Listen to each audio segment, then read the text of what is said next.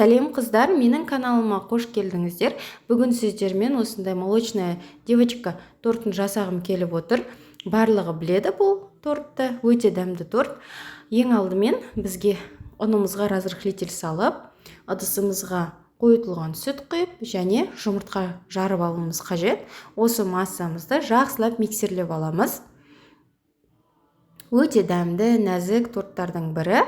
Осылай міне миксерлейміз. Массамыз сәл көтерілгенше. Ең танымал торттардың бірі, барлығы жасау біледі деп ойлаймын. Мүмкін менің де жасағаным сіздерге ұнап, лайк басып, тіркеліп кетуді ұмытпаңыздар. Енді осы массамызға сары майымызды құямыз. Міне осындай бір келкі масса болып шығады. Пешімізді 180 градусқа қыздырып аламыз. Мен пергаментқа жасамаймын.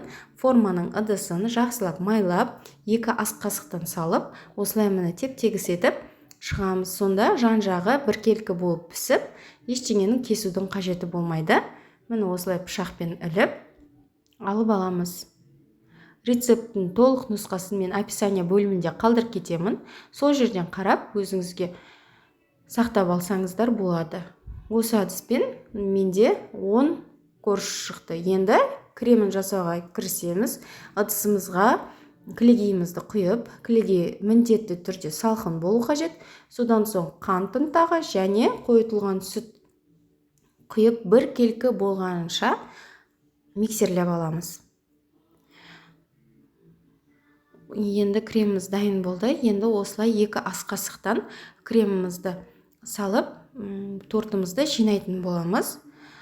Мен барлығына бірдей крем жету үшін осылай барлығына 2 ас қасықтан бөліп салып алдым. Бір-біріне клейлеп, үстіне кішкене қалдығын жағып, холодильникке 8 сағатқа қалдырамыз. 8 сағатымыз өткен соң крем чиз жасап алып, осылай тортымыздың обтяжкасын жасаймыз. Мен осы жолы сыртын шоколадпен әдемілейтін боламын және жазу жаздым. Осылай шоколадный потеки жасадым. Қалған креммен бортик жасадым осылай насадкамен. Және осы қалаған тәттілерімді алып, осылай бір шетіне қойып шықтым. Сіздерге менің видеом ұнаса лайк басып, тіркеліп кетуді ұмытпаңыздар. Алдыда әлі талай қызықты видеолар болады. Сіздермен болған мен Айжан.